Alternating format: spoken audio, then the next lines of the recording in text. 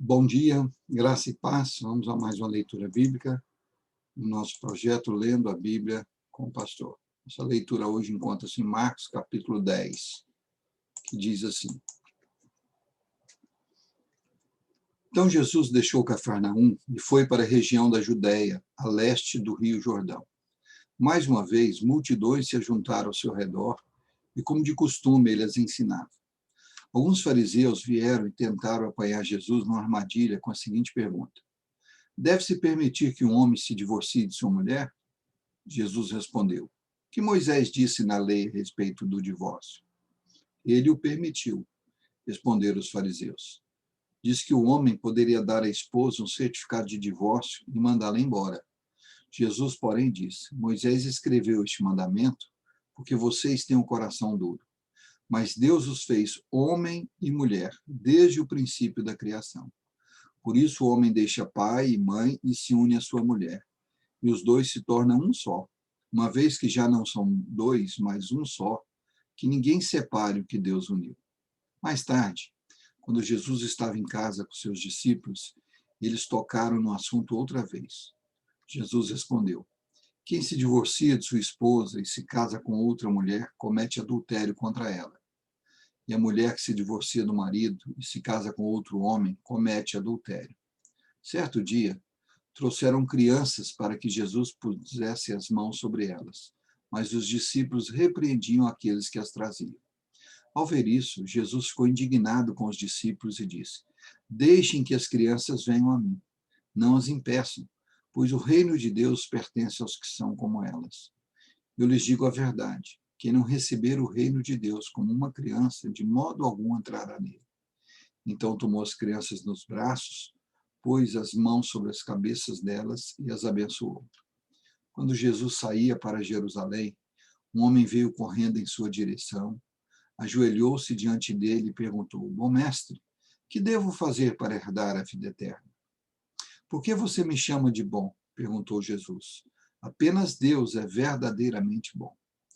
Você conhece os mandamentos? Não mate, não cometa adultério, não roube, não dê falso testemunho, não engane ninguém, honre seu pai e sua mãe. O homem respondeu: Mestre, tenho obedecido a todos esses mandamentos desde a juventude. Com amor, Jesus olhou para o homem e disse: Ainda há uma coisa que você não fez. Vá, venda todos os seus bens e dê o dinheiro aos pobres. Então você terá um tesouro no céu. Depois venha e siga-me.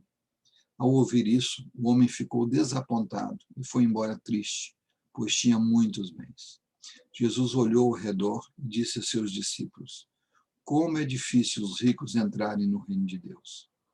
Os discípulos se admiraram de suas palavras, mas Jesus disse outra vez: Filhos, entrar no reino de Deus é muito difícil. É mais fácil um camelo passar pelo buraco de uma agulha que um rico entrar no reino de Deus. Perplexo, os discípulos perguntaram: Então quem pode ser salvo? Jesus olhou atentamente para eles e respondeu: Para as pessoas isso é impossível, mas não para Deus. Para Deus tudo é possível. Então Pedro começou a falar: Deixamos tudo para segui-lo. Jesus respondeu: Eu lhes garanto que todos os que deixaram casa, irmãos, irmãs, mãe, pai, filhos ou propriedades por minha causa e por causa das boas novas, receberão em troca neste mundo 100 vezes mais casas, irmãos, irmãs, mães, filhos e propriedades com perseguição, e no mundo futuro terão a vida eterna. Contudo, muitos primeiros serão os últimos, e muitos últimos serão os primeiros. Por esse tempo, subiram para Jerusalém e Jesus ia à frente. Os discípulos estavam muito admirados e o povo que o seguia tinha grande temor. Jesus chamou os 12 à parte e, mais uma vez, começou a descrever tudo o que estava prestes a lhe acontecer. Ouçam, disse ele, estamos subindo para Jerusalém, onde o Filho do Homem será traído e entregue aos principais sacerdotes e aos mestres da lei. Eles o condenarão à morte e o entregarão aos gentios. Zombarão dele, cuspirão nele, o açoitarão e o matarão. Mas depois de 3 dias ele ressuscitará. Então Tiago e João, filhos de Zebedeu, vieram e falaram com ele: Mestre, queremos que nos faça um favor. Que favor é esse? Perguntou ele. Eles responderam: Quando o Senhor se sentar em seu trono glorioso, queremos nos sentar em lugares de honra ao seu lado, uma à sua direita, outro à sua esquerda. Jesus lhes disse: Vocês não sabem o que estão pedindo. São capazes de beber do cálice que beberei? São capazes de ser batizados com o batismo que serei batizado? Somos, responderam eles. Então Jesus disse: De fato, vocês beberão do meu cálice e serão batizados com o meu batismo. Não cabe a mim, no entanto, dizer quem se sentará à minha direita ou à minha esquerda. Esses lugares serão daqueles para quem eles foram preparados. Quando os outros 10 discípulos ouviram o que Tiago e João haviam pedido, ficaram indignados. Então Jesus os reuniu e disse: Vocês sabem que os que são considerados líderes neste mundo têm poder sobre o povo, que os oficiais exercem sua autoridade sobre os súditos. Entre vocês, porém, será diferente. Quem quiser ser o líder entre vocês, que seja servo. Quem quiser ser o primeiro entre vocês, que se torne escravo de todos. Pois nem mesmo o Filho do Homem veio para ser servido, mas para servir e dar a sua vida em resgate de muitos. Então chegaram a Jericó.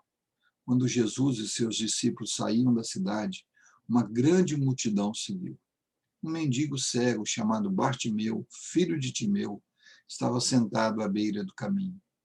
Quando Bartimeu soube que Jesus de Nazaré estava perto, começou a gritar: Jesus, filho de Davi, tenha misericórdia de mim.